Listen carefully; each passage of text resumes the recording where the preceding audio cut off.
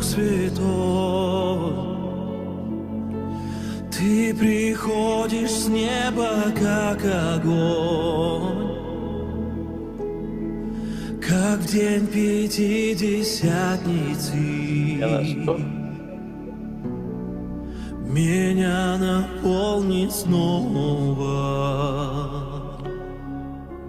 Аллилуйя.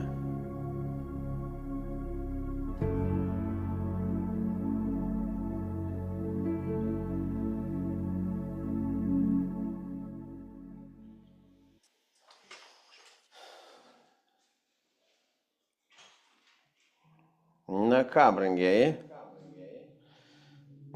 Čia palaukit sekundę, man reikia. Jūs mane girdit gerai, ne? Labai gerai. Nu, šaunu, tada aš tik tai užsuksiu kolonėlę čia, nes aš pats save girdžiu. Va, dabar negirdžiu. Tai aš galiu padaryti, kad aš girdėčiau šitą garsą per televizorių, HDMI Samsung, tada aš jūs girdėsiu per teliką.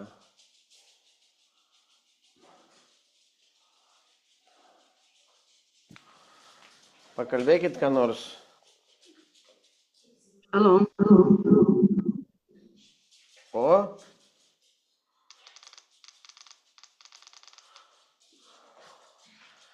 Žodžiu girdim. Jeigu kas, per tenais. Viešpatie, dėkojam tau. Dėkojam už viską, mūsų karaliau, halleluja. Dėkojam Dieve. Aš meldžiu Viešpatie Dieve tavo apreiškimo dvasios. Mums reikia Viešpatie Dieve. Apreiškimo dvasios, kuri ne tik Viešpatie Dieve, kad mes ne tik priimtume tik tai Viešpatie Dieve savo intelektiniu supratimu, bet kad Viešpatie Dieve mums būtų giliai apreikšta Viešpatie Dieve ir mes ne tik priėmę žodį Viešpatie Dieve, jį turėtume savo galvoje, bet mes ir gyventume jo kasdieną Dieve. Tad dėkoju tau Viešpatie Dieve. Galingu Jėzaus Kristaus vardu. Amen.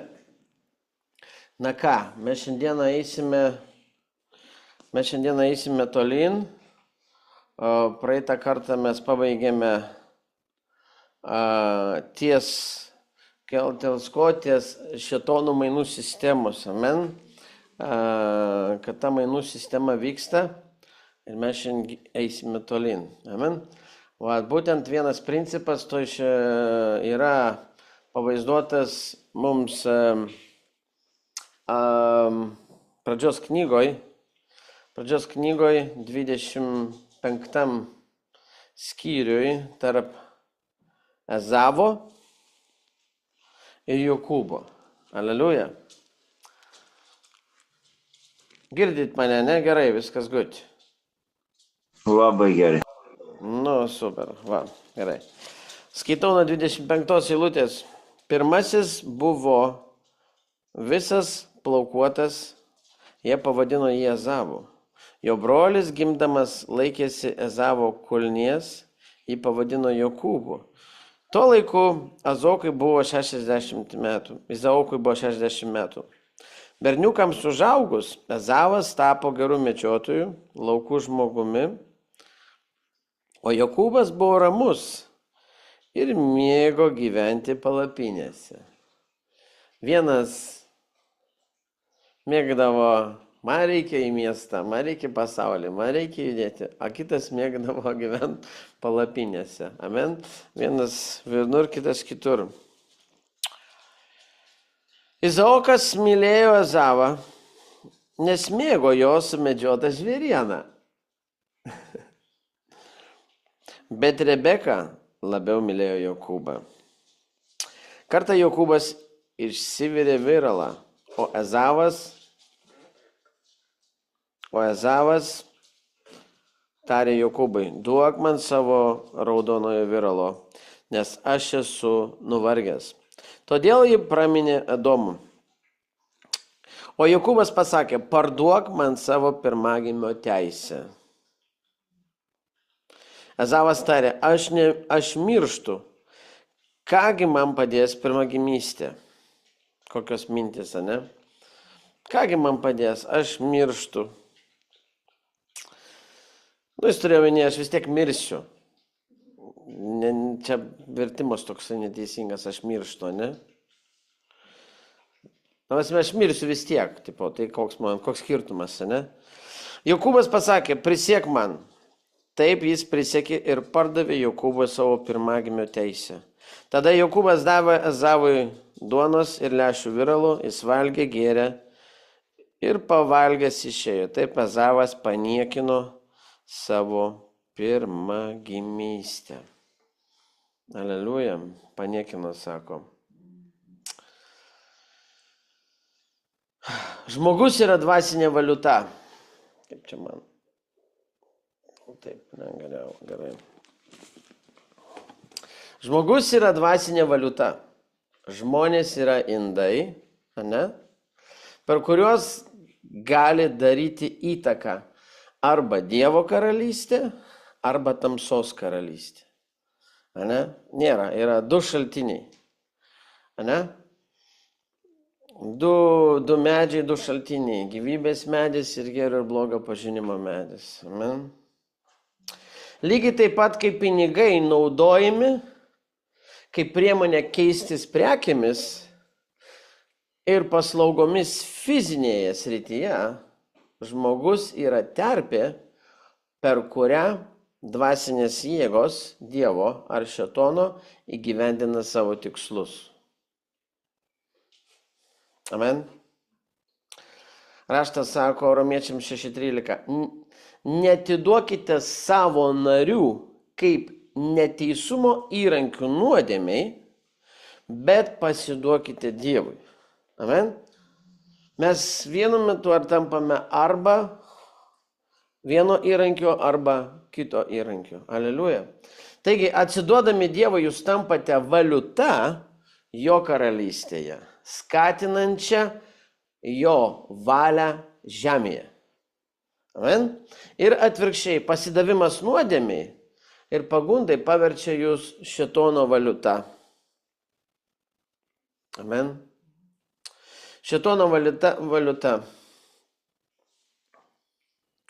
Palengvinančia jo sunaikinimo planus. Jo planai vieni, ane? Suskaldyti, nužudyti, valdyti. Amen.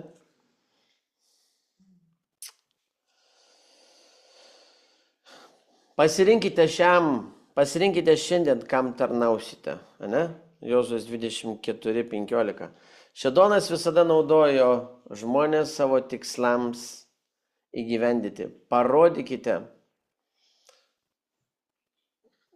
man bet kokią sumaištį, kurią šiandien sukėlė šėtonas, galite atskleisti jį ir žmogų kaip tarpininką. Amen. Net Jėzus negalėjo mirti be žmogaus. Amen. Šėtonas buvo labai suinteresuotas pašalinti Kristų. Jis turėjo patekti į žmogų, kuris buvo arti jo. Amen. Ir po to, kai šėtonas ėjo jį, tada Jėzus jam tarė, daryk, ką darai, daryk greičiau. Jono 13:27. Amen. Judas šėtonui tapo kas? Valiuta. Amen. Nes iškeitė savo amžinai likimą į 30 sidabrinių. Amen. Panašiai kaip ir tik skaitėme Ezavas su Jokūbu, ne? Už viralą. Už sriubos lėkštę.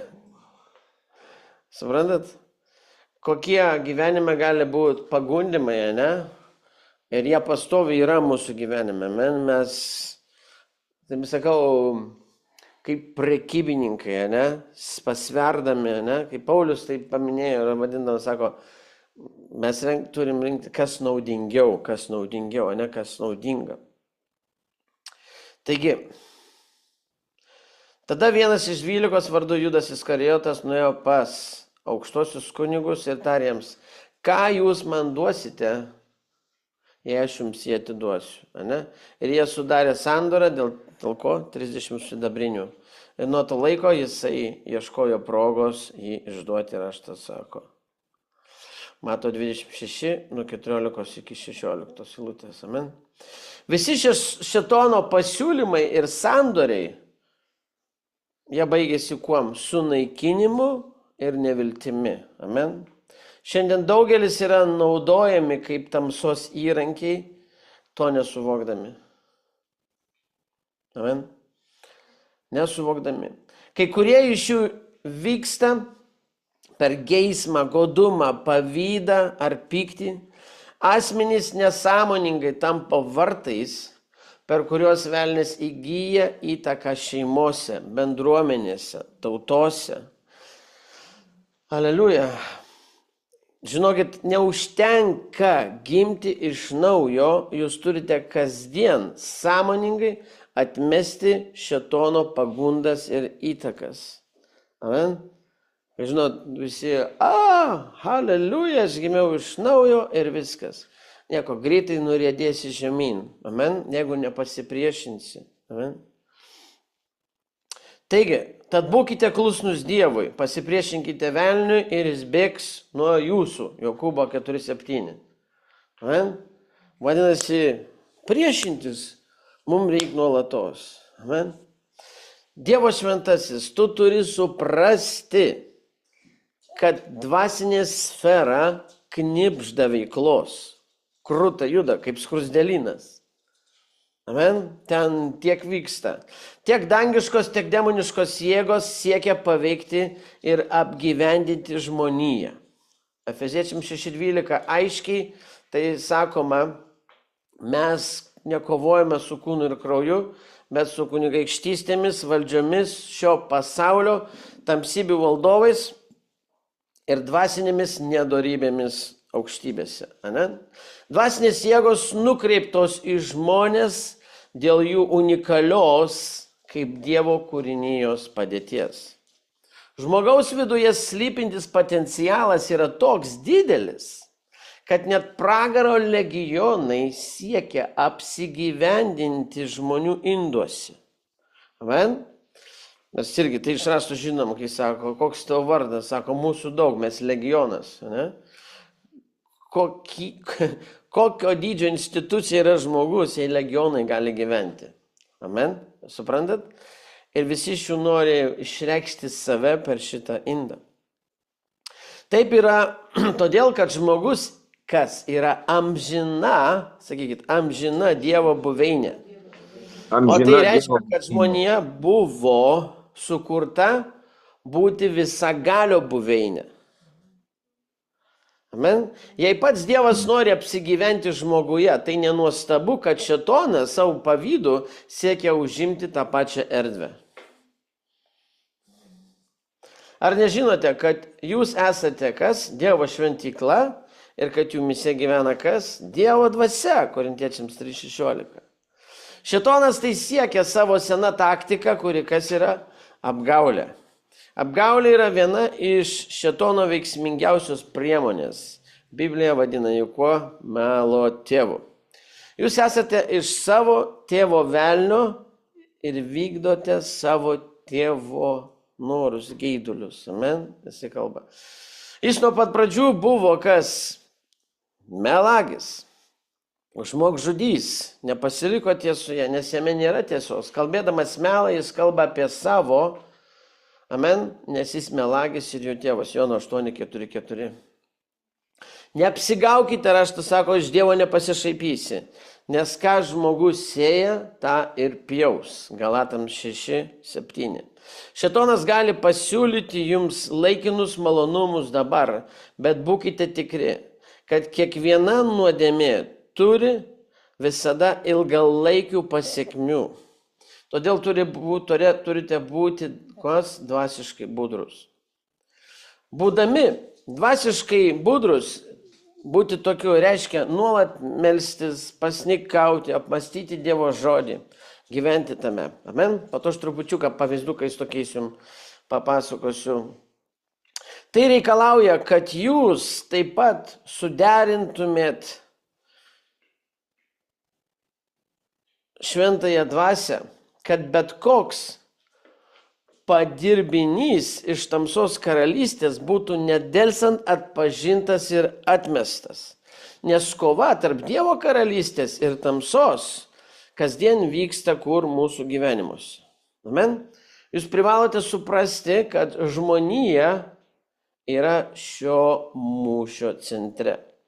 Dievas nori įkurti savo karalystę žemėje, per kur? Per žmogų. O šėtonas siekia sugadinti ir sunaikinti žmoniją, kad pasipriešintų Dievo planams.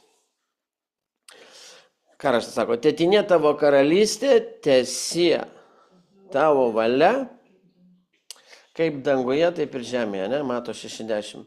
Jūsų pasirinkimas lygiuotis į kurią nors karalystę priimamas kasdieniais sprendimais, veiksmais ir paklusnumu. Nes visi, kurie yra vedami ko? Dievo dvasios, yra kas? Dievo sūnus. Romiečiams 8:14. Būti dvasios vedami yra patikimiausia garantija, kad esame naudojami kaip Dievo karalystės valiuta. Aleliuja. Einam toliau. Girdit gerai mane? Šaunu. Amen.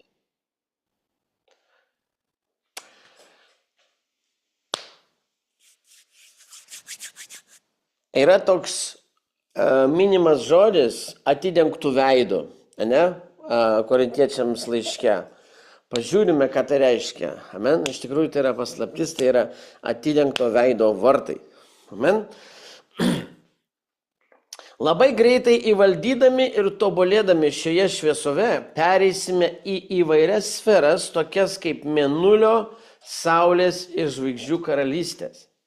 Visos jūsų svajonės, brangieji, yra susijusios su mėnuliu, žvaigždėmis ar saulė. Kiekviena sfera turim tam tikrą kūną. Nesvarbu, ar tai būtų žemė, dangus, žvaigždės, mėnulė, saulė ar panašiai. Amen? Kiekviena vizija yra tam tikros sferos šlovės apraiška. Tai jūsų antrosios dimensijos kūnas. Danguje yra dangaus kūnų, o žemėje yra žemės kūnų. Dangaus kūnų šlovė skiriasi nuo žemiškojo kūno šlovės. Yra dangaus kūnų, žemiškų kūnų, bet žemiška šlovė viena nuo kitokių. 1 Korintiečiams 15:40. Amen. Čia mes šiandieną daug dalykų tokių išsiaiškinsime, amen, kai mes nerim į dvasinės sferas, ne, juk vis dėlto kūnas mūsų čia pasilieka, ne, sako, tai ką mes be kūno, ne, mes į sferas einam su kitų kūnų, su kitais kūnais, kitokios šlovės kūnais, amen. Dvasioje, kai pasineriam vienur ar kitur, nesimato lauro, ne, matosi riaumantis liūtas, kitur matosi erelis, kitur dar kažkas, amen, kitur šviesa, kitur ugnis, visai skirtingų kūnų, ne? Angelai turi dangaus kūnus, bet gali prisimti ir žmonių kūnus, kad atvyktų į žemę, kad čia atliktų užduotis, amen. Paulius savo raštuose dažnai kalbėjo apie keliones per tokias sferas kaip saulė, mėnulės ir žvaigždės. Apsvarstykite, kaip astrologai gali numanyti oro sąlygas. Amen. Juk meteorologai turi kažkokį tai pažinimą tame, kad jie puikiai nustato šitus dalykus. Ne? Tam tikri kūnai neša įvairią šlovę, atspindinčią įvairią pusę Dievo šlovę. Bet mes visi atidengtų veidų, atvirų veidų, žvelgdami viešpaties šlovę, tarsi viešpaties dvasia keičiamės į tą patį paveikslą iš šlovės į šlovę. 2 Korintiečiams 3:18. Atidengtas veidas yra reikalavimas. Be atviro veido negalime matyti šios šlovės. Atidengtas veidas simbolizuoja, ką? Tyrą širdį. Ne? Palaiminti tyrą širdžiai, nes jie regės Dievą. Mato 5:8. Šios sferos mums prieinamos, brangieji. Kaip mes keliauname į mėnulį, saulę ar žvaigždės. Tiesa ta, kad jūs jau daug kartų buvote ten, tik to nesuvokdami. Aš jums pasakysiu, praeitą savaitę trupučiuką iš konteksto išeinu. Praeitą savaitę buvo paleistos 2 raketos į mėnulį. 2 raketos į mėnulį ir stebiu aš jų pakelimus. Kažkaip aš pats vis kažką naujo duoda, nepakrypo ir žiūrint į tą, aš kartu su jais dvasiai, žinai. Wow, tikrai, galvoju, Viešpatie, kaip žmonėje atsilikus. Mes jau senai ten, o jie dar tik dabar bando siūsti visokius tenais į mėnulį tuos robotus, ne, kad galėtų kažką ištirti. Na va. Tiesa, ta, kad jūs buvote, ne, bet buvote nesuvokdami. Tai įmanoma per transformacijos šlovę, kuri atspindi tikrąją dvasinę astrologiją. Amen. Galite numatyti audras, užkirsti kelią nelaimėms ir įspėti žmonės apie pavojus. Galimas lėktuvo katastrofas, ne? Dievas labai dažnai kalba, amen, mums perspėja apie dalykus, amen, tai kas vyks. Kai žmogus mato Viešpatie šlovę, nutinka kažkas neįtikėtino. Kas? Jisai pasikeičia. Amen. Kai šiandien sakau, matykite jo šlovę. Amen. Iš karto ateina kas keitimasis. Tas rusiškas žodis preobraženija toksai, ne? Tu matydamas jo šlovę keitiesi. Tai yra, ar suprantat? Ne? Mums reikia matyti jo šlovę, kad mes keistumės. Amen. Na, čia jau aš kalbėjau apie tai, bet nesustosiu čia.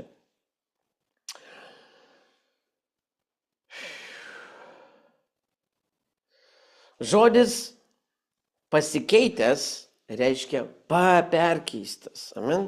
Ar žinote, kad galite prisimti skirtingus kūnus? Kaip ir Paulius pasiklydęs jūroje perėmė vandenų galias. Amen. Jis parodė vandenų ir žuvų šlovę, kad išliktų gyvas. Aleliuja. Jis nepasiėmė, aš įsidinsiu, man bus lengviau. Jis nepasiėmė gamtos įstatymų. Šie stebuklai nėra atsitiktini, kuriuos per Paulius buvo daroma. Jie veikia. Biblija tai vadina stebuklų darimu. Jėzus kalbėjo apie šios darbus ir pavadino juos didesniais darbais. Ir mes turime pereiti už religijos ribų, brangieji, prie tikro susitikimo su Dievu. Tai vienintelis būdas suprasti, kada ragana įeina į jūsų namus arba kai kokia dvasia bando paveikti jūsų vaiką. Amen. Iš tyrinėjimų šventajame rašte suprantame, kad kiekvieną Dievo naudojamą žmogų ir kiekvieną Dievo judesį lydėjo nepaprastos, apčiuopiamos, nematomos apraiškos. Amen. Šie vyrai buvo įsipareigoję puoselėti šias apraiškas. Mozės tipo pamokslininkai, brangiai, negali to pasiekti, bet Jozuės tipo pamokslininkai gali. Dėl kad kiekvienas mes nešam skirtingai. Aleliuja. Einam toliau. Mozė buvo vienokio žmogaus pasirodymas, o Jozuė visus įtraukė į antgamtinius dalykus. Kaip visa tauta dalyvavo, kur Džericho griuvime. Jozuė nebuvo vienintelis daręs stebuklus, visi judėjo dvasioje. Šią šlovę galime gauti tik per tam tikrą dvasinės brandos ir disciplinos lygį. Kūno paslaptis turi būti iki galo suvokta. Kūnas yra prieigos taškas į sferas. Yra kūnų danguje ir kūnų žemėje, kiekvienas sukurtas su unikalia šlove. Saulė turi vienokią šlovę, raštas sako, mėnulis kitokią, o žvaigždės dar kitokią ir kiekviena turi savo. Net žvaigždės skiriasi viena nuo kitos savo šlove. O kokia šiandieną yra problema? Yra tokia, kad žmogus nesikeičia. Amen. Žmogus mažai keičiasi, nes jis nepraleidžia laiko dykumoje ir neina į Dievo kalną lavinti vidinio žmogaus. Yra prieiga prie saulės, mėnulio, žvaigždžių ir žemės šlovės. Galite transformuotis į bet kurią iš šių šlovių. Amen. Nes mes kovose dažnai transformuojamės į liūtus, erelius ir kitus kūnus. Paulius kalba apie naują žmogų ir apsivilk naujų žmogumi, kuris atnaujinimas pažinimu pagal atvaizdą to, kuris jį sukūrė. Korintiečiams 3:10. Amen. Tai yra dvasiniai kūnai, apie kurios kalbama. Pavojus yra tada, kai neaprengi vidinio žmogaus ir nusileidi iki paprasto žmogaus. Amen. Supraskite, kad mūsų vidinis jisai turi, palikti mes šitą turim. Mes turim judėti kitais. Jūs sakote tokius dalykus, kaip, mano inkstai, arba man su širdim negerai, arba mano kojos patinusios ir dar kitokie dalykai. Jūs tampate pavaldus stichijai ir nykstate. Mums nereikia mirti, kad patirtume šias šloves. Mums tereikia į jas pakilti. Aleliuja. Bėk nuo tos bažnyčios, kurie kalbama, kad tai normalu ir visi mes mirsime ar dar kažkaip. Bėk nuo jų. Amen. Kaip yra ten. Na, visi mes vis tiek mirsim ten taraip ir taip. Jokių būdų. Mes, Kristus sumokėjo, mes turim pasikeisti. Aleliuja, mums nereikia mirti, kad mes pasikeistume į tai, kas jis. Aleliuja. Šviesa, kurią nešate, apsaugos jūs, kai ateis mirties dvasia. Amen. Nustokite skūstis ir pradėkite, ką daryti, dejuoti, riaumoti dvasioje. Aleliuja. Mums nereikia mirti, kad paliktume kūną.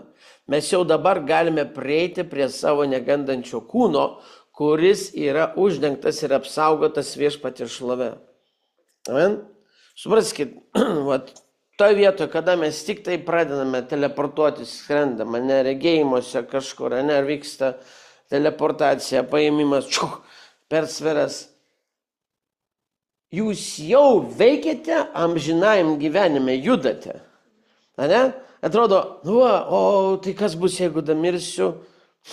Va čia yra tas proto tvirtovė, kad tu jau dabar judi su nemirtingu kūnu, vienokiu, kitokiu, trečiokiu, su ta šlove. O kas čia dabar įvyko? Aš čia nuspaudžiu, palaukį sekundę.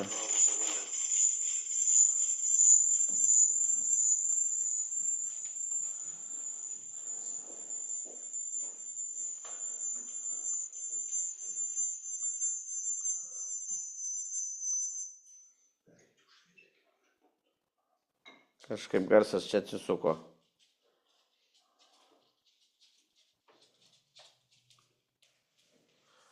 Jūs girdit mane gerai? Labai, kaip ir prieš tai.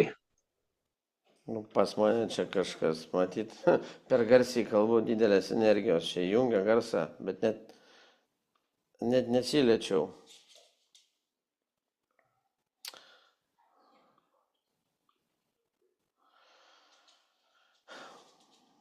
Taigi, mums nereikia mirti, kad mes galėtume judėti. Amen? Mums reikia, kad mirtų mūsų protas, supratimas, kad mes galėtume judėti mūsų šlovingais kūnais. Amen? Suprantat, kokia melagystė yra galvoje, ne? O kai mirsiu, kas bus? Dėl to, kad protas dabar nemato, kad tu jau Dieve ir tu duodėsi, kai sakoma lakstai. Gerai, einam toliau. Aš tas sako, nes dėl to mes dejuojame, nuoširdžiai trokšdami apsivilkti savo naujais namais, kurie yra iš dangaus. Jei taip, tad apsirengę nebūsime nuogi, Mes esantys šioje palapinėje, dėjuodami prislėgti, norėdami nenusirengti, bet apsirengti, kad tai, kas maru, būtų gyvenimą praryta. 2 Korintiečiams 5 skyrius, 2, 3, 4 eilutė. Amen. Tiesa yra tokia, jei tu nesikeiti į viešpatį, tu nyksti. Nėra tokio dalyko, kad stovėsiu, lauksiu, aš galiu būti. Ne. Arba mes keičiamės nuolatos, ne, į jo atvaizdą, ne, arba nykstame. Žinot, nėra biržose, platformose, ne, kur prekyba vyksta, žinai, akcijomis ten, visi šitie, ne. Ten niekada nėra palauk. 24 valandas per parą vyksta pirkimas, pardavimas. Ne? Ir arba taip, arba taip, arba taip, arba taip. Amen. Transformacija yra nuolatinis procesas, būtinas norint paveldėti, jisai būtinas, norint paveldėti mūsų dangaus kūną. Turi būti gyvenimo prarytas, raštas sako. Kai žiūrime į veidrodį ir matome viešpatie šlovę, mes keičiami iš šlovės į šlovę. Kai suvokėte transformacijos supratimą, per Dievo žodžio meditaciją ir pakelimą pradedate teleportuotis iš savo žemiškos sąmonės į dangiškąją ir keičiamės. Amen? Ir keičiamės mes į kitą. Aleliuja. Kas penktadienį patyrė teleportaciją? Ar patyrė teleportaciją, kai mes su Nathaniel Basiai keliavom? Ar patyrėt? Na. Suprantamai, kūnas jūsų liko čia, ne? Bet kiekvieną mintim, kiekvieno išgyvenimu, kiekvieną matymu jūs kylate. Ir kildami jūs nekylate tik taip. Jūs su ta mintimi skrendant teleportuojatės, jūs apsiveda į vieną šlovę, į kitokią šlovę. Būtent pro tas sferas, ne, dimensijas, kurias einate. Jeigu galvote, plikas stovat prieš Dievo sostą. Ne. Amen. Gerai, einam trupučiuką į vietą, pakalbėsim apie praktikas, kokias reikia atlikinėti. Amen. Taip, pagrindinis kodas dvasios srityse. Čia Psalmė 63:1. O Dieve, tu esi mano Dievas, aš tavęs ieškosiu anksti ryte. Amen. Mano siela trokšta tavęs, mano kūnas ilgisi tavęs, sausoje ir ištroškojusi žemėje, kur nėra vandens. Psalmė 63.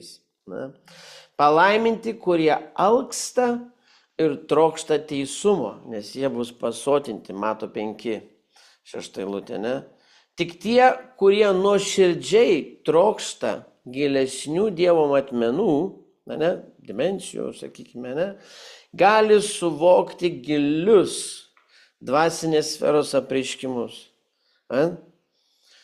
Tie yra Dievo mylėtojai, kurie trokšta daugiau nei tik paviršutinio lygio krikščioniškos patirties. Amen. Jie aistringai nori artimai pažinti Dievą ir trokšta ištirti gilesnės jo būties paslaptis. Kaip elnias trokšta vandens, taip mano siela ilgisi tavęs. Psalmė 42:1, ne? Kaip Dovydas gražiai išreiškia visus šitus išgyvenimus, ne, tos dalykus, kas darosi jo viduje, kas, ne, atrodo, fiziniai dimensijos išsako dalykus, bet mes realiai, brangiai, taigi mes kitos būtybės, kurias gyvename viduje, amen. Ir galim ateiti šlovinti, ne, ir protų dainuoti, nieko neįvyks. Bet kai tu tik tai atmeti šitą, jungiasi į kitą pasaulį, amen, tikėjimu ir žengi savo širdimi mintimis, man keliauja tenais, wow, vyksta antgamtiniai dalykai. Dievo alkis yra raktas, brangiai, kuris atragina dvasinius lobius. kurie yra paslėpti nuo atsitiktinio savaitinio krikščionio. Paulius aiškina, kad Dievo gelmės atskleidžia Dievas ne prigimtiniam žmogui, o dvasingiams, šventosios dvasios vedamiems. Bet Dievas mums apreiškia per savo dvasią, nes dvasia ištaria viską, taip pat ir Dievo gelmės. 1 Korintiečiams 2:10. Amen.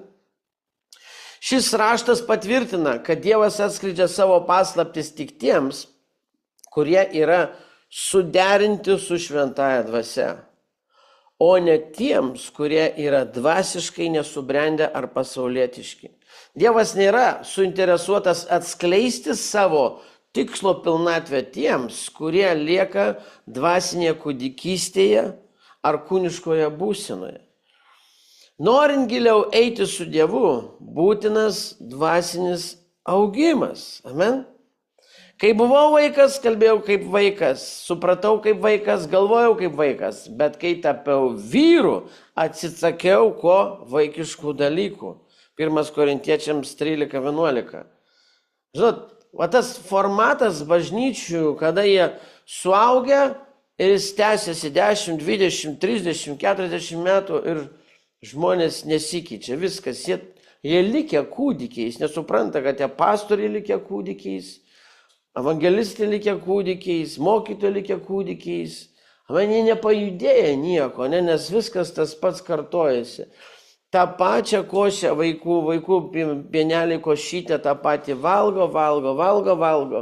Suprantat? Ir tai tiesa. Aleliuja. Tu turi palikti pats.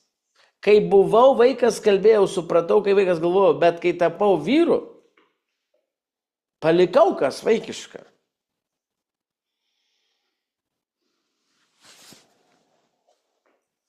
Tu čia vilkas, taip kalbėdamas, nori sugriauti bažnyčias Dievo, nepavyks tau.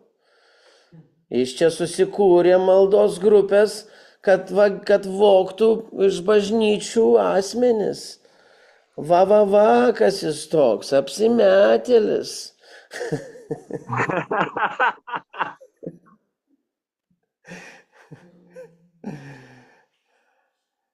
Ar žmogus gali? Žmogus gali tik žmogų, bet Dievas susirenka Dievo vaikus. Amen. Amen.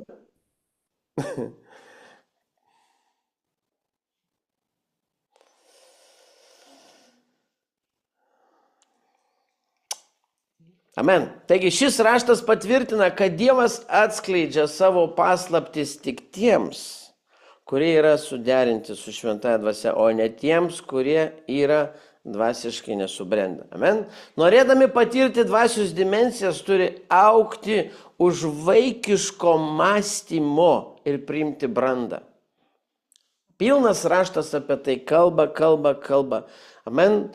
Palikite kūdikystę, kitoje sako, palikite pradinį mokymą, kitur neženkite į tobulybę, Paulius sako. Ir dar kartą aš jums rodau pranašesnį kelią. Amen. Kad yra visą laiką. Dievas, ta prasme, nėra kelio, kuris pasibaigtų Dieve. Amen. Jis visą laiką yra evoliucionuojantis, augantis. Aleliuja. O pradivaštalaroras asim. Tai svarbu, nes gyvename greito tobulėjimo metu, brangiai, tiek gamtos, amen, matosi, kas darosi, tiek dvasinėje srityje. Nors žmonėje stumia technologinės ribas, tikintieji turi pripažinti, kad dvasinė sfera taip pat smarkiai vystosi ir keičiasi.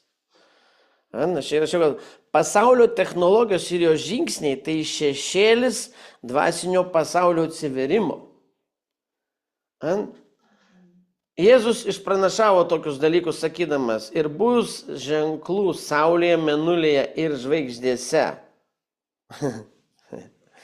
Nepagausit šito dar galbūt. Ir bus ženklų saulėje, mėnulėje ir žvaigždėse, o žemėje bus tautų vargas, su sumišimu, jūra ir bangos riaumos. Luko 21:25. Dvasinė sfera žengia į priekį ir Dievas savo žmonėms suteikia precedento neturinčią malonę. Amen. Esmė, kuo daugiau mes saveikaujame dvasinėse sferose, ko vyksta, sakykime, tas saugimas, ne, tai ir atneša tuos pasikeitimus į žemę. Netgi technologijų, viskas, nes viskas yra traukiama, brangieji, iš dangaus į žemę. Amen. Robotai, kaip čia viskas, brangieji, ten visko tiek daug. Ne šėtonas čia viską daro, ne šėtonas, brangieji. Tai daro mūsų judėjimas dvasinėse sferose, naujus dalykus, amen.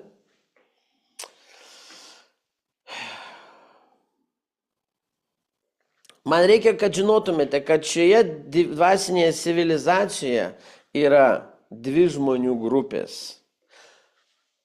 Brangiai, tai tie, kurie paliko Egiptą, bet klajoja dykumoje, ir tie, kurie kartu su Jozuje perėjo į pažadėtą žemę. Amen. Dvasinė prasme, tai kalbam apie krikščionius, kurie patenkinti paviršutinio lygio patirtimi, palyginti su tais, kurie veržiasi į Dievo paveldėjimo pilnatvę.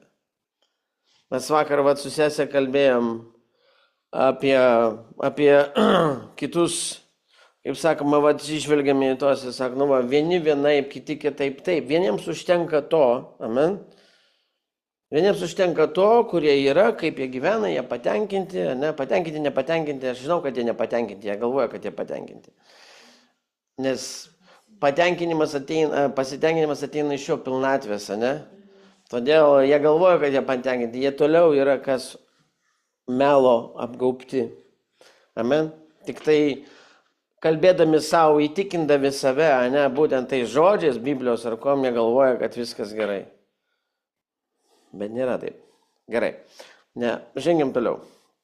Nes mums, kaip ir jiems, buvo paskelbta Evangelija, raštas sako, bet skelbtas žodis jiems nebuvo naudingas, nes jis nebuvo sumaišytas su tikėjimu. Tais, kurie ją girdėjo. Kurie jį girdėjo, Hebrajams 4:2. Amen? Vieniems buvo naudingas, kitiems ne. Aleliuja. Tik dvasingi žmonės patirs Dievo paveldėjimo pilnatvę. Dvasinį žmogų apibrėžia ne išorinės religinės praktikos, o Kristaus valdžia, kuri valdo jo gyvenimą.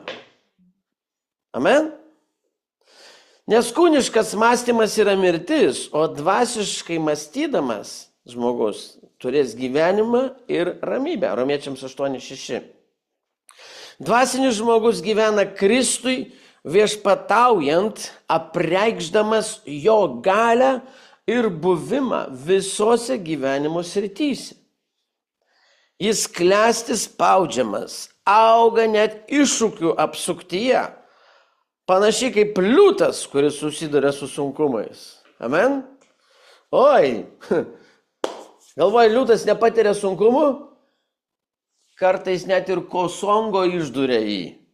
Šernas tas toksai. Kosongo.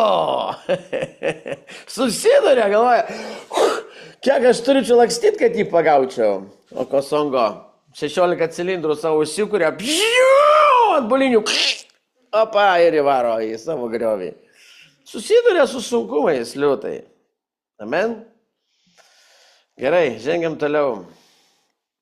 Einame apie dalykus, kurie, brangiai, dabar visko toliau, tuo giliau, tuo mes jau apie tai dar kalbėję dalykai, čia taip viskas į vieną sudėta gražiai. Ir mes galime, dabar jūs atraksite didesnį pažinimą dėl savo problemų, galbūt tvirtovių, kurių nesupratote. Taigi, teisinės procedūros dvasinėse srityse.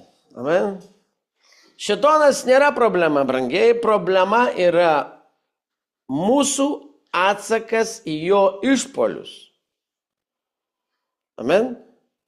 Mes nesam po jo valdžia, o mes esam po ko? Po karalystės, po Kristaus valdžia. Amen. Problema yra kai tu neturi pažinimo švento rašto. Amen. Neabejotinai šėtonas įgavo labai optimalią arba maksimalią įtaką jūsų gyvenimui. Štai kai tai rimta. O šėtonas jūs manipuliuos ir kontroliuos bet kokią jūsų gyvenimo sritį, kuri nėra valdoma, švento rašto valdžios vadinamo intelekto, ne? Kol jūs pateksite į Kristaus valdžią. Kiekviena sritis, kurio nevaldote jūs, valdo jūs. Amen. Šėtonas yra labai stiprus juridinis asmuo. Jis veikia legaliai. Šėtonas yra stiprus gynėjas sferose. Dvasios sferoje šėtonas yra tokia protinga būtybė, kuri supranta dvasios dėsnius. Suprantat? Krikščionis daro pažeidimus. Suprantat? Koks yra krikščionis dvasinėse sferose? Jeigu jūs nebuvote Afrikoje ir nematėt, kaip transportas važiuoja tenais, taisyklių nėra, no rules. Nelabai suprasėt, bet anksčiau buvo taip, no rules. Važiuoja visiškai kur nori, kas nori. Taigi, šėtonas jis absoliučiai supranta dėsnius fizinės sferose, dėsnius ir dangaus sferose, įstatymus įvairiose gyvenamosiose dvasinėse vietose. Deja, daugelis tikinčiųjų nesupranta įstatymų, kurie valdo dalykus. Jie yra tokie neišmanantys savo dvasioje, kad nesupranta, kad šėtonas žino jo teisės. Suprantat? Žmogus, krikščionis, jis nežino savo teisių. Tai absurdas. Amen? Šėtonas susižino geriau viską. Kvailys, tu nežinai, kad tu Dievo sūnus, tu kvailys. Jis išdurinėja visus, žinodamas savo teisės. O jei nežinai savo teisės pagal dvasią ir tam tikrų aplinkybių teisių ar kokiu nors būtybių teisių, būsi sujauktas. Amen. Jūs melsitės, bet pokyčių nėra. Taikysite tai, ką žinote, iš programų nebus jokių reikšmingų rezultatų. Kodėl? Nes jūs nežinote kai kurių dvasinių sferų detalių. Amen. Taigi, užuot per daug susitelkę į šėtoną, kodėlgi mums netapus šiek tiek daugiau ir dėmesio skiriantiems, kurie skiria dvasiniams dėsniams. Amen? Dievo dvasiniams dėsniams. Šėtonas ir visi dangaus pulkai puikiai žino, kad atpirkimas negali būti be teisinio proceso. Amen. Kad būtų galima išpirkti, turėjo būti atliktas tam tikras teisinis procesas. Žmogaus nuopolis buvo nuopolis teisinėse dvasios srityse ir vienintelis būdas žmogų išpirkti buvo kito kūrinio atsiradimas žmogaus pavidalu, kuris neturėjo kaltės ar jokios nuodėmės formos, kad galėtų sumokėti už žmogaus nuodėmę, keliamus reikalavimus ir bausmę. Amen. Taigi, matome, kad ką Kristus padarė, kai jis atėjo į žemę, iš tikrųjų buvo įvykdytas dvasios sferų teisingumo reikalavimas. Tai buvo teisinis procesas. Amen. Atsimenat, kaip atėjo pas Joną, Jonas sako, viešpatie, tu turi mane pakrikštyti. Sako, ne, aš apie tave pranašauju, ne, kad ateina tas, kuris. Bet sako, mes turim ką vykdyti? Visą Dievo teisumą, teisinį procesą įtvirtinti, ne? Nes prieš Dievo nustatytus įstatymus ir principus. Net ir pats Dievas atėjo ir turėjo jų laikytis, kad tai įvykdytų. Jeigu pats Dievas tai įvykdė, tai kas mes žmonės? Oi, tai čia reikia, nereikia, ne, taip, anas, pastovi žmogus ginčinasi. Va, matote, ant kiek yra svarbu šitie dalykai. Kai kurie žinoma sako, o tai Dievo gailestingumas. Taip, tai yra Dievo gailestingumas, bet be to tai yra iš tikrųjų įstatymas, kuris yra įdiegtas. Amen, kiti nurašo gailestingumu. Žiūrėkit, Kalvarijos veiksmas buvo teisingumo reikalavimas žmonijai atpirkti. Taigi šėtonas galėjo prarasti savo teisinę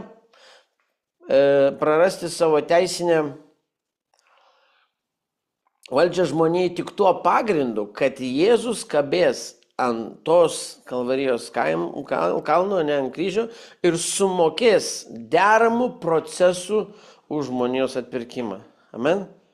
Tai buvo teisinis procesas, tai buvo daugiau, nei tik tai kryžius. Šėtonas yra daugiau ar mažiau tamsos karalystės prezidentas, o demonai yra jo kas kvaili tarnai.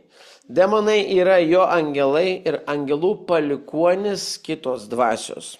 Žodis angelai taip pat galėtų reikšti jo tarnus. Taigi demonai tarnauja velnio interesams. Kai pažeidžiate, dabar klausykite, kai pažeidžiate savo kūno įstatymą arba kai nusidedate savo kūnui, demonai, kurie kankina kūną, įgys legalią prieigą prie jūsų kūno pulti. Nesvarbu, ar gimei iš naujo ar ne. Mintis, kad tu negali būti demonizuotas, jei tu atgimei iš naujo, tai tik yra religinė kvailystė arba demoniškas melas. Ne? Bažnyčioje, kur yra pastoviai, kad žmogus negali turėti demonų, jeigu jis gimė iš Dievo, gimė iš naujo, kaip jis gali turėti, jeigu Dievo dvasia gyvena jame? Oi. Jūs siejate neteisybei, pjaunate sugedimą. Siejate teisumui, pjaunate amžinai gyvenimą. Amen? Ką pasėsi, tą pjausi. Jei pasėsi tamsą, demonai turės prieigą, kad išaugintų tavo sėklos vaisius. Tu sėjėjas. Amen? Pradžia yra visada tavo. Tu sprendimą darai. Aleliuja. Jie sustiprins jūsų požiūrį, jie įgyvendins tai, ką padarėte. Amen? Pirkimą, pardavimą, kokį padarėte, pastą. Padarai pastą, jie įgyvendins. Padarai čia, padarys taip. Kai pažeidžiate, taigi šėtonas nėra problema. Problema ta, kad tikintieji nesupranta dvasios įstatymo. Kad ir koks galingas Dievas, jis tampa bejėgis ir bejėgis tarp tikinčių, kurie neturi apreiškimo žinių. Amen? Biblija sako, mano žmonija žuvo dėl pažinimo, pažinimo žinių stokos. Ozėjo 4:6. Kas ateina vogti, žudyti ir naikinti? Velnias. Taigi velnias turi pranašumą veikti ir vykdyti savo nedorą veiklą prieš jūs, kai jums trūksta apreiškimo žinių. Amen? Ir žinoma, net tada, kai turi apreiškiančią žinias ir pažinimą ir jų neįgyvendini, tai tolygų nežinojimui. Brangiai, čia didesnė problema dar krikščionybėje, kai žmonės sėdi, klauso, valgo, skaitom toliau, bet neveikia. Vienas dalykas yra žinoti tiesą ir taikyti tiesą, kitas dalykas yra žinoti tiesą ir negyventi pagal tiesą. Amen? Vaikščioti dvasia tai reiškia gyventi savo tikrovėje dvasioje. Reikšmė,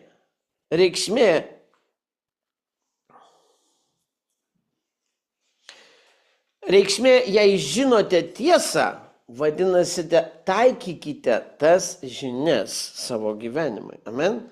Jei žinote, kad ištvirkavimas yra nuodėmė ir vis dar tai darote, tai klaida. Ar žinai, kad melas yra velnio, amen, o tu meluoji? Jūs taip sakote, kad esate dvasiote, bet dvasia nevaikščiote. Jėzus sako, dvasia atgaivina, o kūnas nieko neduoda. Žodžiai, kuriuos tau sakau, yra kas? Dvasia ir gyvybė. Jono 6:63. Taigi, ką tai reiškia? Tai reiškia, kad jei žodis, kurį gavote, yra dvasia, jūs turite gyventi pagal dvasią. Vaikščioti dvasia, tai gyventi pagal Dievo žodį. Ir kai jūs gyvensite pagal Dievo žodį, šėtonas ir jo demonai neturės vietos įeiti ir sujaukti jūsų likimą. Sumanaus energingo žodžio taikymas yra jūsų teisėta prieiga sėkmingai veikti dvasinėse sferose. Aleliuja. Taigi, brangiai, problema ta, kad ypač kalbi su kažkuo. Jo, žinau. Jo, aš tai irgi žinau. Tai jeigu tu žinai, bet negyveni, tai yra dvigubai blogiau, negu tu nežinotum. Amen. Žmonės nesupranta, kad kartais jie sako savo žinojimą, o savo veiksmais, gyvenime neparodo, tai tik tai blogiau. Jau geriau to būk nežinojantis. Įstatymai naudojami siekiant atlaikyti iššūkį dėl jūsų vietos ar teisių Kristuje. Dievas turi įstatymus, kuriuose mes turime judėti ir tai mums reikia stipriai atkreipti dėmesį, brangiai. Žmogus turi tapti šių teisybių valdytoju, kad iš tikrųjų būtų Dievo atstovas. Turi suprasti dvasios įstatymus ir principus. Amen. Mes čia esant šitoje vietoje kūnų, amen, nereiškia, kad mes turime gyventi pagal šio pasaulio suformuoto pasaulio formatus visokius. Mes kitos būtybės, mes čia, amen, ir mes turime gyventi kito pasaulio požiūrių, mąstymų, matymų. Aleliuja. Ir elgtis pagal dvasinius principus ir įstatymus. Amen.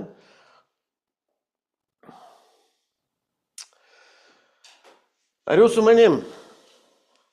Važiuojam toliau. Amen. Dabar eisim į dar giliau. Į šeimas. Amen. Jūsų šeima yra dvasinis karalystės tobulėjimo pagrindas.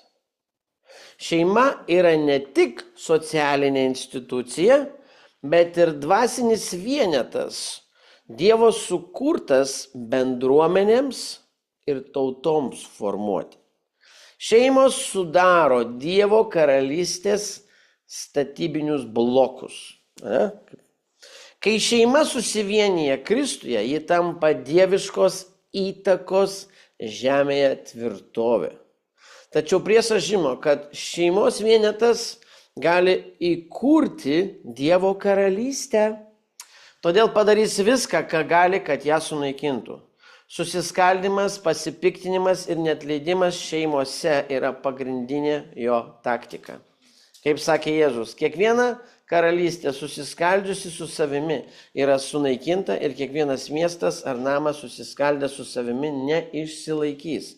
Mato 12:25. Šeimos kaip karalystės mikrokosmosai turi veikti vienybėje, kad įvykdytų savo dievišką tikslą. Vienybė šeimose padeda tikrą, tvirtą pagrindą bendruomeniai. tautiniai transformaciniai ir dvasiniams palaiminimams. Amen. Dėl šios tiesos šėtonas puola santuokas. Atminkite, kad dvasinėje sferoje žmonės naudojami kaip valiuta, o šeimos vienetas yra vieta, kur žmonės dauginasi.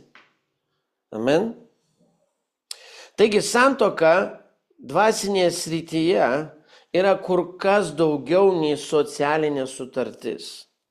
Tai Dievo sudaryta sandora skirta meiliai, dauginimusi ir dvasiniam šeimos vieneto pridengimui. Sandora reikalauja įsipareigojimo be aplinkybių ar jausmų. Šios sandoros žlugimas dėl skyrybų ar neištikimybės turi toli siekiančių dvasinių pasekmių ne tik porai, bet ir jų vaikams bei ateinančioms kartoms. Vadinasi, ne visi, kurie atrodo kaip žmonės, yra laisvi nuo demoniškų įtakų. Amen. Ištekėti už žmogaus, kuris yra dvasiškai sukompromituotas, gali sutrukdyti jūsų likimui ir sukelti didžiulį dvasinį karą. Amen. Susidėti su žmogumi, kuris kitos karalystės, tai tik išeiti į kvailą karą. Amen. Dvasinė tėvų atsakomybė. Jūs kaip tėvai esate pašaukti būti pagrindiniais dvasiniais veiksniais savo vaikų gyvenime. Atmosfera, kurią sukarėte namuose, yra jūsų vaikų vystymosi pagrindas. Nes pirmąją vaiko įtaką daro tėvai, o ne bendruomenė. Amen. Taigi dvasinė tėvų būsena tiesiogiai formuoja vaikų dvasinį ėjimą, nesvarbu, ar jie potenciali šviesos valiuta ar priešingai. Amen. Keisis tėvai, keisis vaikai. Nesikeičia tėvai, nieko vaikų šeimose nesikeičia per daug. Keičiasi, tėvai keičiasi viską. Aleliuja. Išmokykite vaiką taip, kad jis turi eiti ir kai jis pasens, jis nuo jo nenukryps. Patarlės 22:6, ne? Tėvai yra atsakingi už Kristaus pavyzdį savo žodžiais, veiksmais ir vertybėmis. Amen. Biblija tai pabrėžia Pakartotinio įstatymo knygoje 6, nuo 6 iki 7 eilutės. Šie įsakymai, kuriuos jums duodu šiandieną, turi būti jūsų širdyse. Amen. Kalbėkite apie tai, kai sėdi namuose, eini keliu ir atsiguli. Okay? Todėl tėvai turi gyventi sąmoningai, stengdamiesi, kad jų gyvenimas atspindėtų Kristaus mokymą, kad jie galėtų puoselėti namus, pildyti Dievo buvimo, pripildyti Dievo buvimo. Amen. Bet aš dar kartą sakau, tėvai turi keistis Kristuje. Ne teologijoje, ne intelekte, ne bendruomenėje, bet Kristuje, norint atnešti tą įtaką. Religija, tie visi šokiai pokiai, sekmadienį buvimas ten su vaikais, ten vaikų būreliai, ten sekmadienio susirinkimai, ten gamto išvažiavimai su bažnyčia, šokinėjimai, maudymaisi. Ar tai pakeis? Tai laikinas melas, tai vėlgi anksčiau ir vėliau atneš subyrėjimą. Mes ne apie tokį keitimą kalbamės, mes ne apie tokį šeimą kalbam, mes kalbam apie super antgamtinį, apie antgamtinį augimą, apie keitimąsi, kad šeimoje ne vaikas gražiai augtų, kad jis atrodytų kūniškai labai patenkintas kažkuo mane, bet kad jis antgamtiškai teleportuotųsi, skraidytųsi, apreiškimuose plauktų, atneštų tokius sapnus, kad tėvam net pasistotų plaukai. Amen? O čia yra džiaugsmas. Ar ne taip? Ar ne taip džiaugsmas, kad ateina tavo sūnus ir tau kerta apreiškimu, bet ne rašto eilutėm? Nes religija, ne, atėjo, pasakė eilutės kažkas, oi kaip gražiai išmokai tu Biblijos eilutės. Ne, vat kada vaikas atėjo, pasakė, kas už tų eilučių, wow. Amen. Dvasinis karas ir šeima. Už šeimos vieneto, kuris yra suderintas su Dievu, sunaikinimą yra neginčiama bausmė.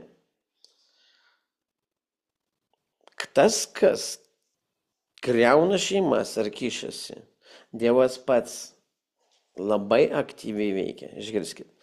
Prisidėti prie klestančios šeimos žlugimo yra neatleistina nuodėmė. Kada atakuoja šeimą, ne, kažkokie tai fiziniai, per žmonės, ne, išgirskit toliau.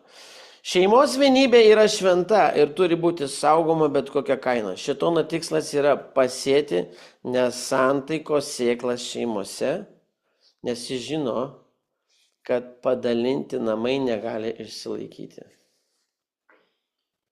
Amen. Čia neįsim taip toli, bet kai kuriuose tose vietose tokiuose Paulius sako, kad nesiskirkite su žmona. Nebent tik pasnikui ir maldai atsidėję, ne, tenais, bet šiaip sako, būkite kartu, kad šėtonas ką? Nesugundytų jūs. Nepasėtų ką nors nedorybę. Jėzus suprato jų mintis ir tarė jiems, kiekviena suskilusi karalystė bus sunaikinta ir kiekvienas miestas ar namas susiskaldęs prieš save neįsilaikys, Mato 12:25. Ši tiesa yra sustiprinta Morkaus Evangelijoje 3:29. Parašyta, bet tiems, kurie piktžodžiauja šventai dvasiai, niekada nebus atleista. Jie kalti dėl amžinos nuodėmės. Čia, brangieji, yra tokie dalykai, aš nenoriu nieko per daug nuliūdinti ar ką nors, bet tai yra gilus dalykas, kada tėvai ar kiti ar kažkokie tai asmenys, žodžiu, bando visai įnešti tos dalykus, jie piktžodžiauja ne žmogui. Suprantat? Tokie kartais būna komentarai labai įdomus YouTube, jie piktžodžiauja ne man.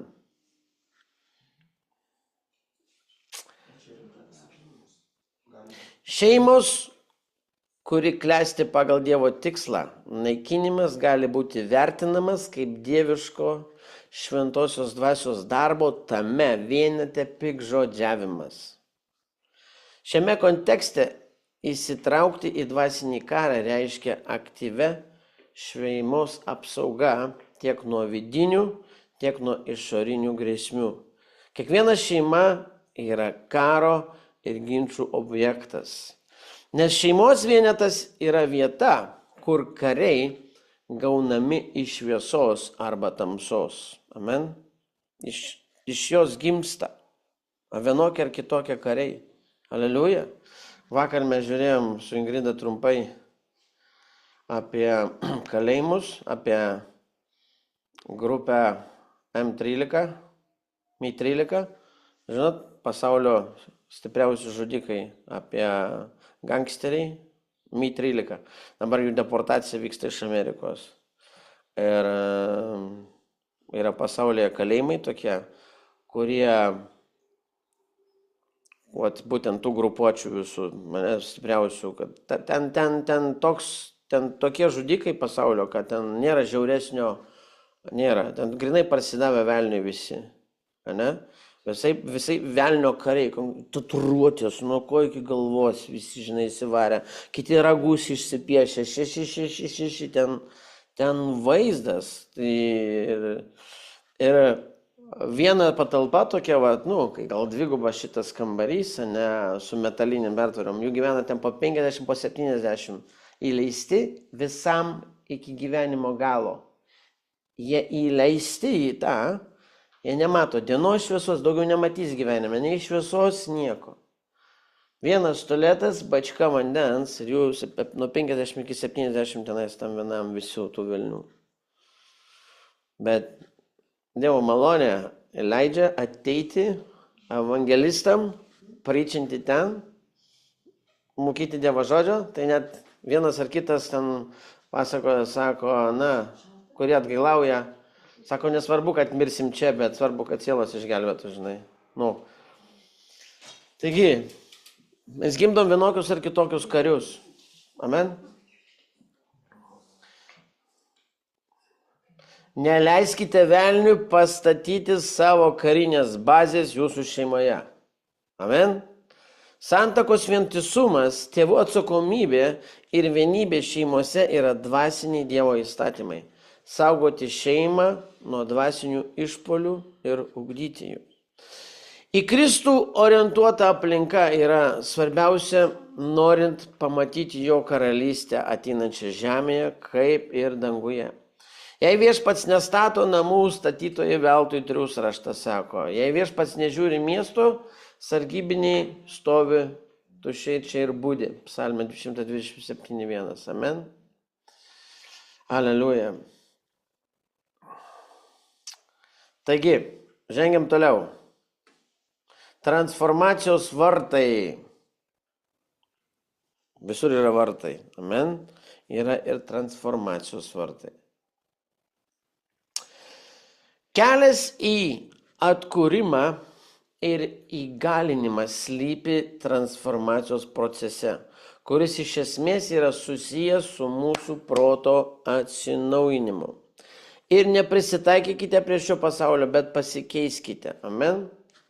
Pradėkite gyventi dvasioje savo žiniomis, atnaujindami savo protą, kad galėtumėte įrodyti, kas yra gera, priimtina ir tobula Dievo valia. 12:1 Romiečiams. Amen. Ši transformacija leidžia mums susigrąžinti savo padėtį daugiamatinėje Dievo karalystėje. Amen. Daugiadimensinė, kitaip vadinama, ne? Jėzus davė mums raktą į perkeitimo vartus. Amen. Kad galėtume keistis. Davė mums raktą. Dvasinio virsmo srityje protas tarnauja kaip pagrindinis instrumentas, per kurį tikinčiam formuojasi dieviška tikrovė. Nes žmogaus dvasiai reikia transformacijos po išganimo. Amen. Po gimimo iš naujo mums reikia transformacijos. Nes dvasia akimirksniu atgimsta išganimo vietoje. Amen. Tai yra protas, mąstymo, suvokimo ir sąmonės gebėjimas, kuris turi būti pajungtas atsinaujinimo procesui, kad atskleistų karalystės realijas, kitaip sakant, visus galimybės. Transformacija neįmanoma be sielos vartų, akių, ausų ir širdies. Šie vartai yra prieigos, portalai, pro kuriuos iš žmogaus indą patenka dieviškos žinios, apreiškimas ir dvasinis intelektas. Jų silpnėjimas sukelia dvasinį sąstingį, o nušvitimas palengvina atsivertimą ir transformaciją. Raštas sako, kūno šviesa yra kas? Akis. Jei tavo akis šviesi, sveika, amen, visas tavo kūnas bus pilnas šviesos, Mato 6:22. Akis simbolizuoja dvasinį suvokimą ir apreiškimą. Tikintysis, kuriam trūksta dvasinio regėjimo, negali vaikščioti dieviškoje tiesoje, nes transformacija priklauso nuo ko regėjimo tavo širdį. Visame šventame rašte dvasinis aklumas yra sinonimas apgauliai, nežinojimui, amen, ir tuo pačiu širdies kietumui. Kai akis uždengta, siela susikausto tamsoje ir trukdo transformacijai. Išgirskit, čia bus deep. Ausis nustato, ką tikintysis gauna, o tai, kas gaunama, valdo tai, kuo tikima. Užkietėjusi širdis dažnai yra nuobodžios dvasinės klausos rezultatas. Kai apreiškimas kalbamas, bet niekada neįtraukiamas į darbą. Taip, nesistebėkit. Jei klausos vartai yra sugadinti, tikėjimas tampa silpnas ir virsta kliūtimi augimo. Suprantat?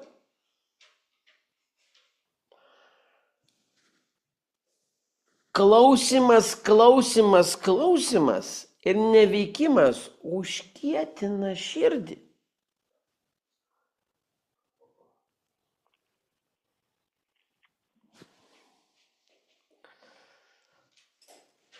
Dėl to Jokūbas pabrėžia, nebūkite vien tik žodžio klausytojai, būkite žodžio vykdytojai. Sako, ar toks tikėjimas ką nors vertas? 0. Tikėjimas be darbų miręs.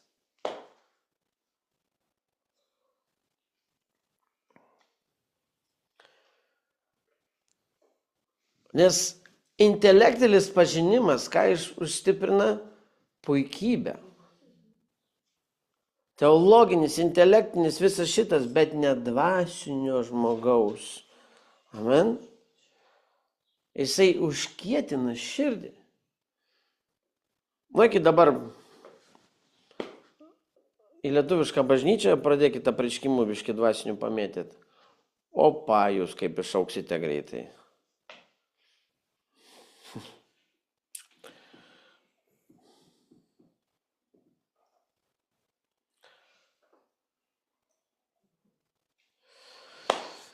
Raštas sako, padarykite šios tautos širdį storą, apsunkinkite jų ausis ir užmerkite akis, kad jie akimis nepamastytų, ausimis negirdėtų, širdimi nesuprastų, neatsiverstų ir aš jų nepagydyčiau. Amen. Izaja 60. Širdis yra dvasinio pažinimo valios centras. Širdyje atsiranda supratimas, o per supratimą pradeda vyrauti tikrasis atsivertimas. Neturėdamas širdies, kuri yra nusiteikusi apreiškimui, tikintysis lieka dvasiškai nevaisingas. Didžiausia dvasinė kliūtis yra ne šėtonas, o širdis, kuri priešinasi transformacijai. Aš žinau, man nereikia, aš vienas, aš viena, aš taip, aš žinau, man gerai taip. Oi, meilė, Dievas meilė, taip, čia taip, anaip. Viskas žmogus yra užsidaręs transformacijai. Bet aš meldžiu už tave, kad tavo tikėjimas neišnyktų, atsivertę, sustiprink savo brolius. Luko 22:32. Jėzus ne tik meldėsi, kad Petras turėtų tikėjimą, jis meldėsi, kad Petras atsiverstų, o tai reiškia radikalų proto suvokimo ir dvasinės laikysenos pasikeitimą. Daugelis tikinčiųjų veikia tikėdami, tačiau lieka suvaržyti apribojimo ciklų, nes jų protas nepatyrė transformacijos. Todėl dvasinė transformacija neįmanoma be proto įsitraukimo. Per protą dvasia randa išraišką, o per proto atsinaujinimą tikintysis pakyla į aukštesnės dieviškos sąmonės ir valdžios sferas. Brangiai, aš jums šiandien steikais tokiais riebais apmėtau. Ši transformacija apie kelius pagrindinius elementus. Mes jau einame į pabaigą, gerai? Tai yra proto atnaujinimas. Tai sąmoningas sprendimas suderinti savo mintis su Dievo žodžio tiesomis. Pagaliau, broliai, visa, kas tikra, kas kilnu, kas teisinga, kas tyra, kas miela, kas yra gera, jei yra kokia dorybė ir jei yra kas girtina, tai ir mąstykite apie tai. Ane? Filipiečiams 4:8. Mąstydami apie Dievo žodį, leisdami jam visapusiškai pasiekti, mes pradedame keisti savo mąstymą nuo žemiškų apribojimų prie dieviškų galimybių. Klausykite, čia dabar mes jau kalbėjome apie tai, bet dar kartą, amen, apie šitus dalykus. Mūsų kūno pristatymas. Padovanokite savo kūnus kaip gyvą, šventą, Dievui patinkančią auką. Tai yra jūsų sąmoninga, protinga tarnystė. Amen.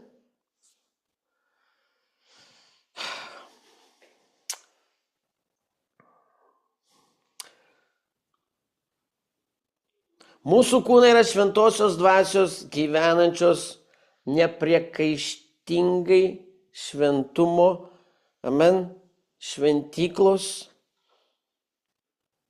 Mes šventyklos, amen.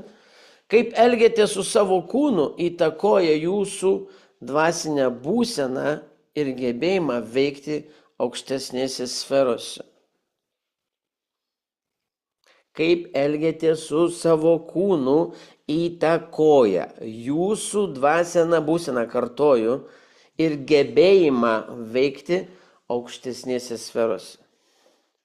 Ką, ar nežinote, kad jūsų kūnas yra šventykla jumise esančios šventosios dvasios, kurią gavote iš Dievo, ir jūs nesate savo, nes esate nupirkti brangiai, todėl šlovinkite Dievą savo kūnu ir savo dvasia, kurie priklauso Dievui. 1 Korintiečiams 6, 19-20. Dvasinės praktikos užsiėmimai. Aktyvus įsitraukimas į maldą, karą, garbinimą tiek asmeninį, tiek bendradarbiaujant su kintais šventaisiais. Ir šventojo rašto studijavimas palengvina gilesnį ryšį su šventa dvasia. Efeziečiams 6:18 mus skatina. Visada melskitės visada su malda ir prašymu dvasioje, visokiomis maldomis. Šios praktikos yra vartai, leidžiantis patirti Dievo buvimo pilnatvę ir įgalinimą dvasinėse sferose. Aleliuja. Vadinasi, kovokite ir veikite. Va čia yra mūsų tas kitoks gyvenimas. Amen. Kada savo laisvą laiką, nors iš tikrųjų jo nėra laisvo laiko, kare nėra laisvo laiko. Kare dieną naktį vyksta karas. Amen. Taigi, Dievas nori bendradarbiauti su kiekvienu iš mūsų asmeniškai. Aleliuja. Turime labai unikalius kelius ir tapatybės. Net plaukai jūsų galvos sunumeruoti. Ar žinot? Jūsų odos dizainas yra jums savitas. Jis nori atskleisti tiesas, kurios stumia mus į mūsų individualų dieviškai likimą. Amen. Jei kuriam iš jūsų trūksta išminties, raštas sako, te prašo Dievą, kuris visiems dosniai nepriekaištingai duoda ir jam bus suteikta. Jokūbo 1:5. Asmeninis apreiškimas yra neatsiejama mūsų tobulėjimo ir mūsų daugiametės prigimties supratimo dalis. Negalite naudoti kažkieno šablono, kad pakiltumėte į dvasinės sferas. Jums reikia pagal užsakymą pagaminto skrydžio. Amen. Visi skirtingai kylam, visi skirtingai judam. Jeigu vieni valiojasi, reumuojasi, tai nereiškia, kad kitas stovi, tai jisai nekeliauja. Amen. Dievas labai platus šituose reikaluose. Amen.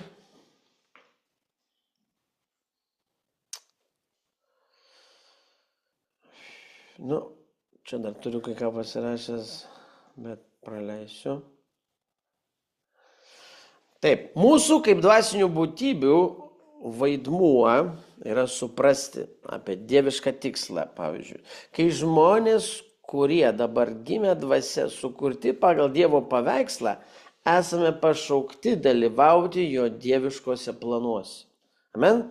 Raštas sako, nes mes esame kūrinys, sukurti Kristuje Jėzuje geriems darbams, kurios Dievas iš anksto paruošė, kad jais vaikščiotume. Efeziečiams 2:10.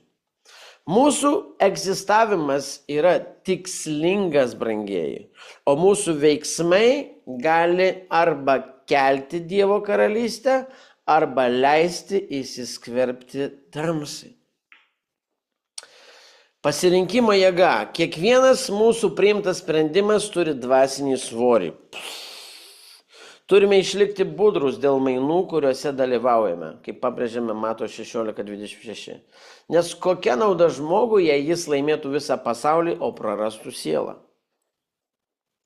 Mūsų pasirinkimai gali paskatinti mus labiau suartėti su Dievu arba labiau įtraukti į priešo planus. Mūsų dvasinio paveldėjimo saugojimas. Mes esame savo dvasinio paveldėjimo valdytojai ir privalome jį nuožmiai saugoti. Atidžiai žiūrėkite, kad kas nors nepritrūktų Dievo malonės, kad bet kuri išdygusi kartėlio šaknis nesukeltų rūpesčių ir dėl to daugelis neteptų sutepti. Hebrajams 12:15. Amen. Šis budrumas yra būtinas, norint išlaikyti savo poziciją ir autoritetą dvasinėje srityje. Amen. Būti uždaromis durimis į tamsą. Būti uždaromis durimis į tamsą. Amen. Esame pašaukti uždaryti duris nuodėmei ir manipuliavimui. Būdami Dievo sūnus ir dukros turime pareikšti savo ištikimybę jam ir patvirtinti, kad nebūsime įrankiai priešo rankose. Pastoviai mes turime tai įtvirtinti. Ir neteikite savo narių kaip neteisingumo įrankių nuodėmė, bet atstatykite Dievui ir duokite kaip gyvus iš numirusių, o savo narius kaip teisumo įrankius Dievui. Romiečiams 6:13. Dvasios sfera kiekvienam tikinčiam suteikia plačią galimybę bendradarbiauti su Dievu, kad įvykdytų savo dievišką tikslą. Turime pripažinti savo daugiametę prigimtį susidurti su puolusios būsenos tikrovėmis, siekti transformacijos ir įsitraukti į savo kaip Dievo dvasios indo vaidmenį. Šių dvasinių principų ir navigacinių dėka mes pakilsime už savo apribojimų, susigrąžindami šlovę, kurią Dievas mums numatė nuo pat pradžių. Aleliuja. Minties vartai. Dvasios sfera yra dimensija, kuri daro didelę įtaką mūsų mintims, veiksmams ir galiausiai mūsų ateičiai. Pažiūrėkime, kaip dvasinės jėgos sąveikauja su mūsų protu. Kaip mūsų proto mintys formuoja mūsų likimus ir dvasinio karo veidmenį prekiaujančią sferą. Mintys nėra tik trumpalaikės idėjos, brangieji, jos yra sėklos formuojančios mūsų tikrovę. Dvasinėje sferoje mintys gali daryti įtaką mūsų veiksmams ir sukurti mūsų ateities planą. Dvasioje mintys reiškia judėjimą, kaip apsigyveni ties ta mintimi, tu jau veiki. Amen. Vakar sesė sako, susitaikiau su ta mintim. Tu jau veiki su ta mintim. Amen. Nes kaip jis galvoja savo širdyje, toks ir yra. 23:7. Aukščiau pateikta rašto eilutė patvirtina, kad mūsų mintys atspindi, kas mes esame ir kuo mes tapsime. Sugalvotos mintys neša energiją, kuri gali sklisti į ateitį, kuriant aplinkybės ir įtakojančius rezultatus. Nekontroliuojamos ir neigiamos ar bedieviškos mintys gali sukelti veiksmus ir įpročius, kurių niekada nebuvo numatyta. Apaštalas Paulius nurodė mums Romiečiams 12:2. Pasikeisk ir atnaujink savo protą. Leisk atnaujinti tavo protą. Šis atsinaujinimas yra būtinas, nes mūsų mintys arba priartins mus prie Dievo tikslo, arba mus nuves klystkeliais. Amen? Einam giliau į minčių, einam į mistiką minčių. Minčių mistika. Suvokimas šiame kontekste reiškia momentą, kai mintis priimama, puoselėjama ir leidžiama peraugti į veiksmą. Kaip ir derlingoje dirvoje sėkla, nuolatos medituojamos mintys galiausiai atsiras fizinėje srityje. Kai kyla neigiamų minčių, jums yra suteikiama teisė, kas? Priekaištauti, sukilti ir atšaukti juos. Amen? Jūs savo liežuvio gale, amen, mūsų liežuvio gale yra labai svarbi dvasinėme kare. Amen? Nesutinku, pasitrauk, eik lauk, varom į klubą, nevažiuosiu, varom išgersim, neįsiu, negundik, lauk šalin šėtonę. Amen?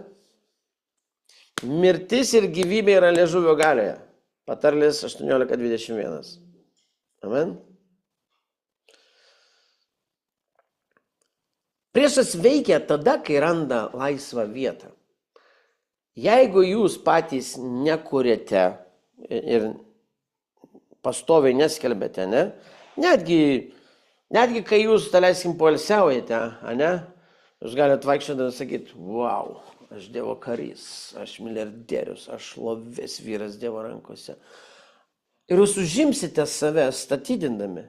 Bet jeigu jūs tyloj ir jūsų akis nunešė į šitą pasaulį, oi, kaip gražu čia, kaip gražu, lauk smūgio.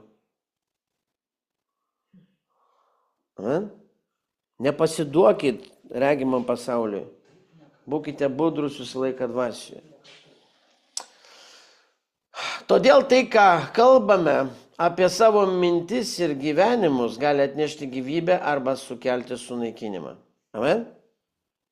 Kai mintis pribloškia, būtina jos tvirtai papriekaištauti, laikyti savo pozicijos Jėzaus vardu, naudodami Dievo žodį kaip kardą.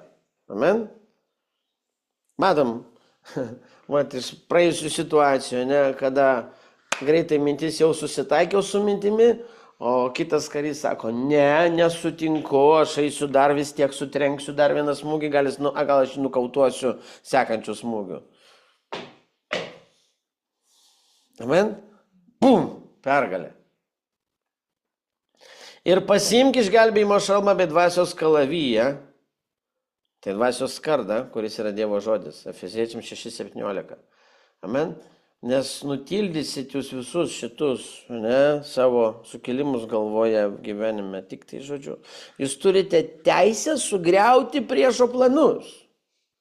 Jūs turite teisę sugriauti priešo planus, skelbdami Dievo tiesą savo gyvenime.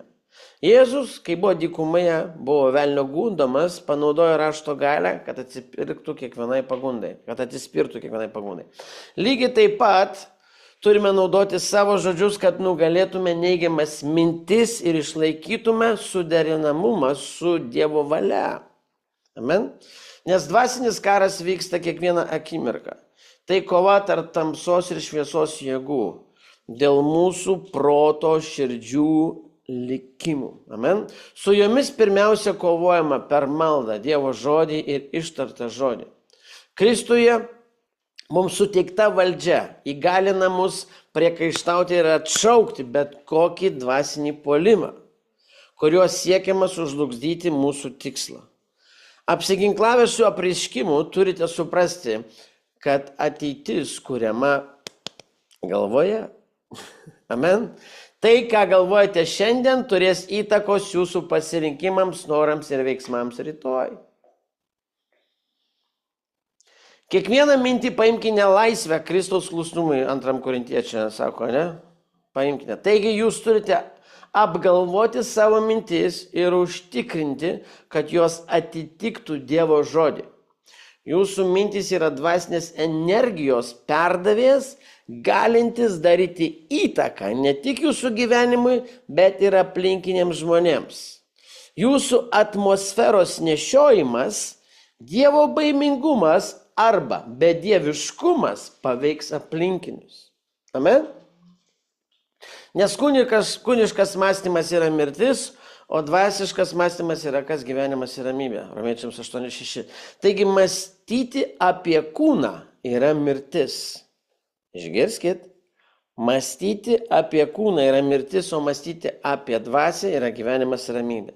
Pasirinkdami sutelkti dėmesį į dvasinius dalykus, sukūrite gyvenimo ramybės ir palaimos atmosferą ne tik savo, bet ir aplinkiniams.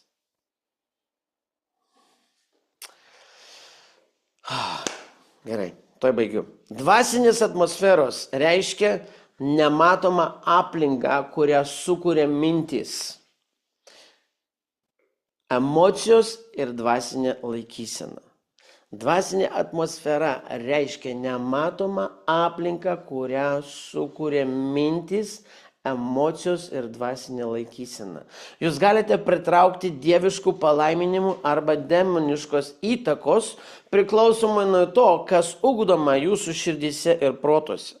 Dvasinėje sferoje mūsų protas veikia kaip dieviškų arba demoniškų impulsų kanalai.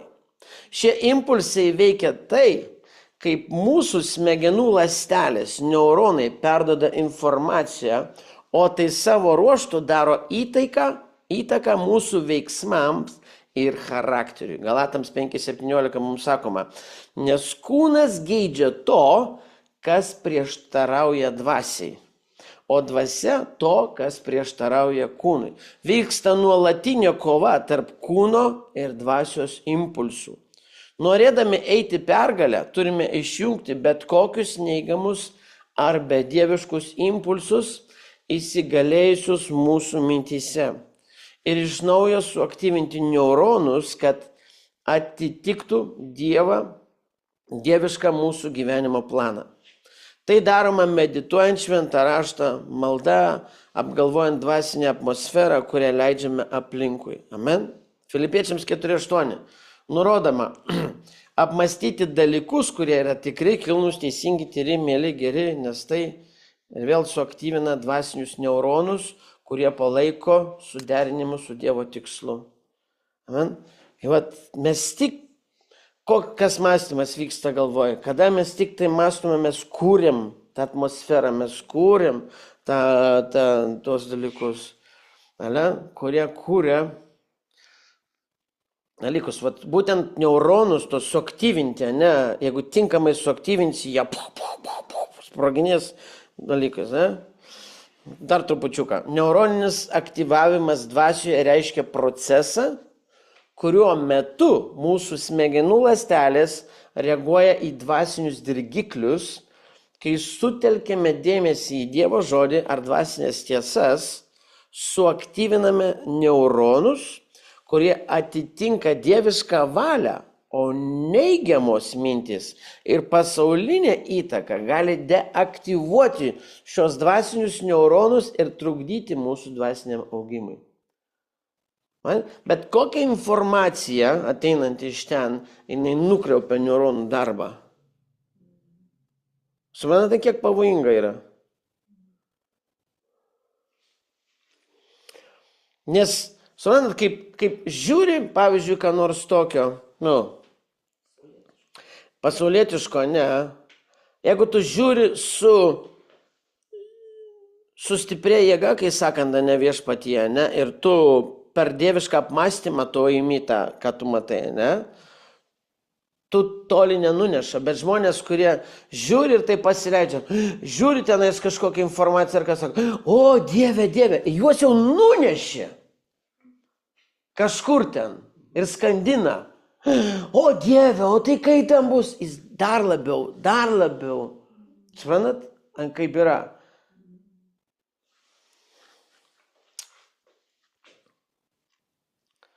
Ir atstatyti po to, kiek reikia, kol nukreipti, kad neuronų darbas pradėtų į statybą vėl, bet ne į žlugimą. Amen. Taip pat taikoma mūsų artimiems santykiams ir žmonėms, kuriems atveriame savo gyvenimą. Netverkit, kam nereikia.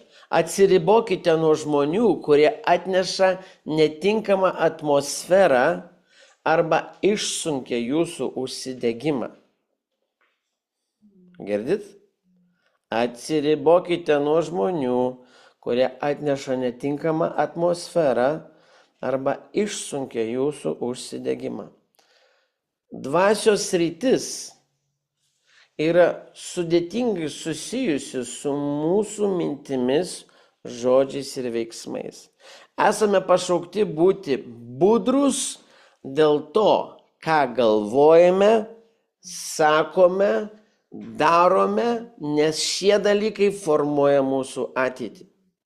Kontroliuodami savo mintis, naudodami kitas kalbas, autoritetą ir užtikrindami, kad mūsų neuronai visą laiką būtų suderinti su Dievo, dieviška galia ir mes visą laiką eitume į pergalę, matydami ateitį, kurią Dievas mums sukūrė.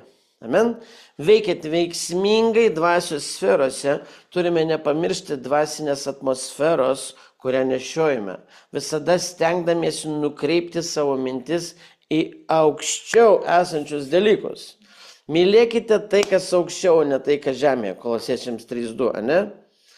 Jūs nustatote savo meilę skirdami nedalomą dėmesį į aukščiau esančius dalykus. Amen. Mąstykite, raštas sako, apie tai, kas aukštybėse, apie tai, kas amžina, ne, kas tobula.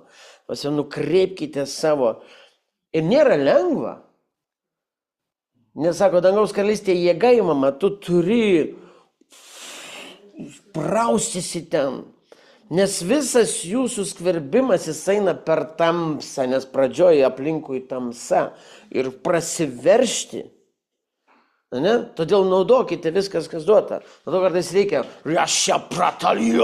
prasivalyti, kad tu galėtum lengvai sąveikauti tojais regėjimais, kad tie regėjimai ateitų, kad tas supratimas ateitų, ne? Kad tave ir kaip būna sunku kartais, kada tiesiog užgula tave ir tu net negali nieko pagalvoti dangiško, kažko normalaus, kažko protingo, kažko tokio, bet vėl griuvimas, ne?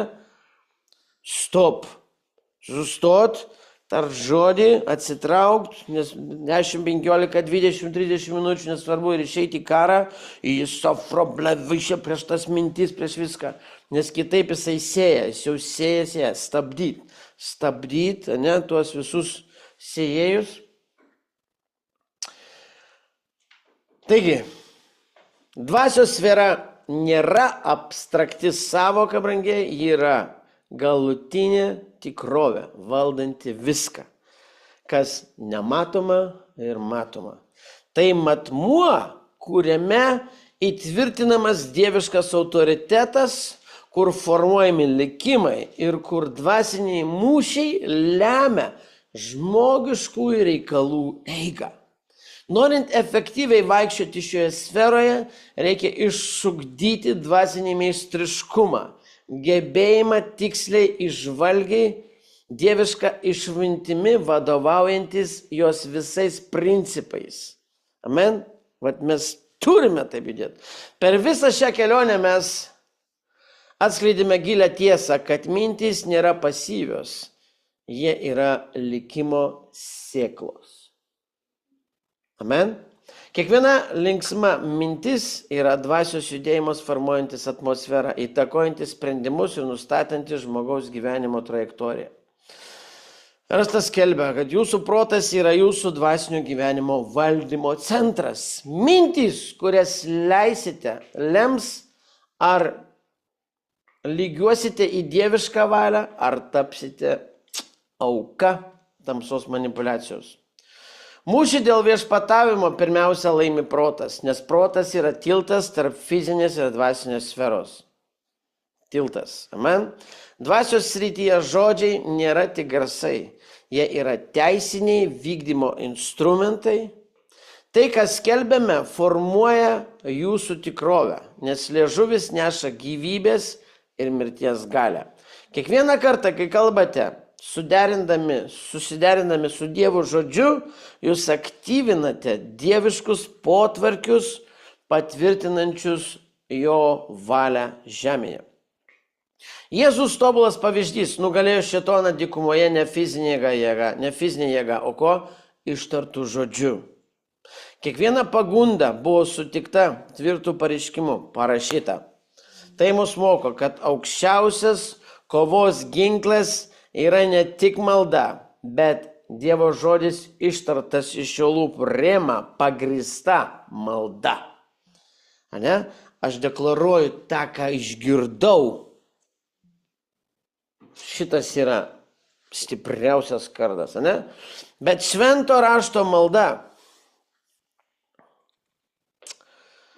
Švento rašto malda yra tik triukšmas. Bet nėra tik triukšmas. Šventame rašte malda yra teisinis pareiškimas, į kurį turi reaguoti dangus ir žemė. Amen?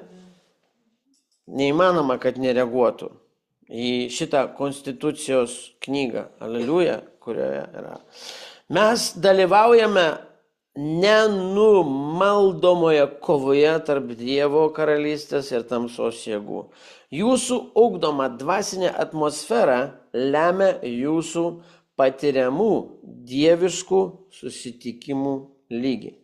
Maldos, garbinimo ir žodžio prisotintas gyvenimas pritrauks angelų buvimą, apreiškimus ir antgamtinius proveržius. Aleliuja. Tačiau baimės, negatyvumo ar kūniško užteršta atmosfera įgalins demonišką kišimąsi. Aleliuja.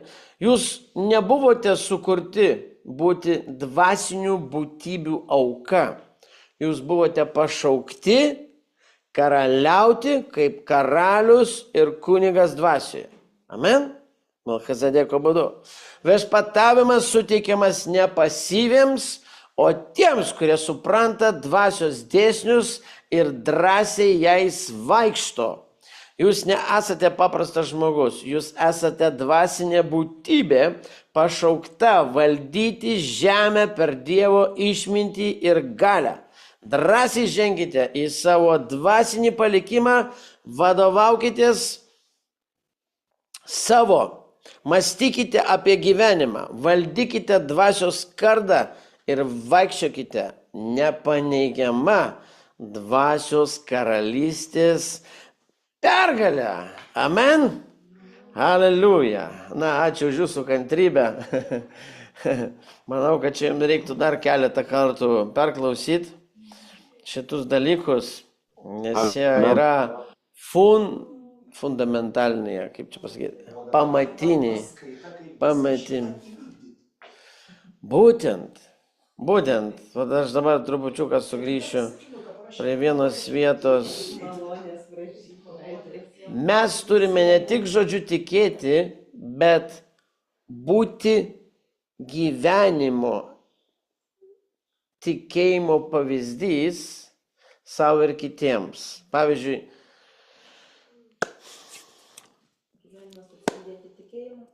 žiūrėkit, aš sakiau trupučiuką atnešiu tokį, žinot, kai sako, kada pasaulio žmonės ar krikščionys, kaip sakant, nesupranta šitų dalykų, kad jeigu aš pačiupau, jeigu aš, pavyzdžiui, aš kaip pavyzdį paimsiu, ne, jeigu aš nusprendžiau dabar išvažiuoti į Ameriką, ane, studijuoti kažkokį tai mokslą, ane, aš palieku šitą gyvenimą, kurį gyvenau, ane, ir įskridęs tenais, aš absoliučiai pakeisiu savo gyvenimo stilių. Absoliučiai. Pirmas dalykas, kad keičiasi aplinka, laikas, mano troškimai, norai, nes aš tik aš vieną gyvenimą gyvenau, dabar pradedu naują. Amen?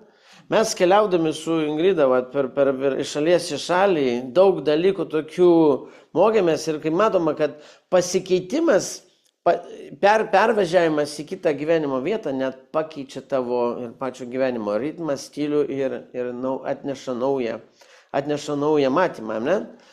Bet žmonės negali susitaikyti su tuo, kad jiems reikia pakeisti viską. Ane?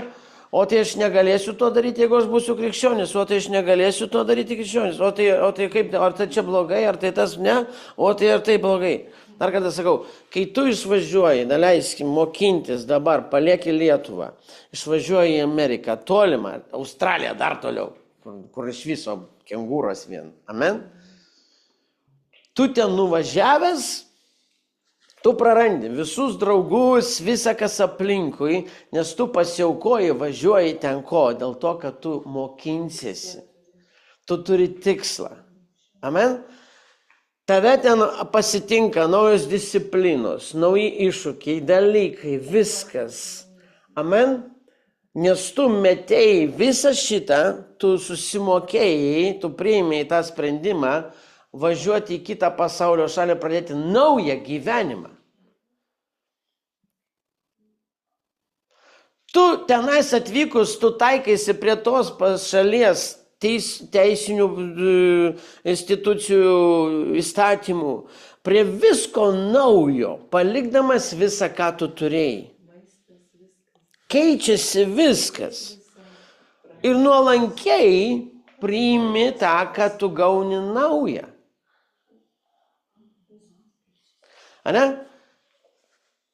Vat šito negali suprasti pasaulis ir numatyti, ne? Tai dabar, tu jau dabar nebebendrausi su tuo ar su tuo. Nebebendrausiu. Aš neturiu kada. Supraskite, kad mes likom toje pačioje vietoje, kaip sakoma, ne? Bet tai tik mūsų kūnas liko. Bet vidumi aš iškeliavau į kitą šalį. Jūs kitoje šalyje, kitoje karalystėje, kitojame štate, kitojame viskas. Vadinasi, nesvarbu, kad aš kūnu čia, bet aš čia gyvenu kitos tolimos karalystės principais, įstatymais, troškimais, viskuom. Amen? Nors mano senas žmogus likęs kūnu čia, jisai bando mane įtraukti į seną. O tai anksčiau eidavom čia, o tai anksčiau darydavom, o tai kaip čia? Viskas. Aš miriau ir visiems kūniškam gyvenimo procesam. Amen? Va, jeigu jūs girdite tuos dalykus dangiškoje karalystėje, visus apreiškimus tuos, amen? Bet gyvenate, sako, seną gyvenimą. Kas iš to? Bet jeigu jūs priėmė visą, ką išmokstate, visą, ką gaunate, naudojate čia šitoje terpėje, kur esate pasaulyje pastatyti, nesvarbu Lietuva, Amerika, Vokietija, ir pradeda gyventi, judėti tos dangaus, įsivaizduokit, šitoje teritorijoje, kurioje esate, jūs atnešite pasipriešinimą. Ir pasipriešinimas bus, nes jūs kitoje šalyje gyvenate pagal kitos tautos ar nacijos, kaip čia pasakyti, principus.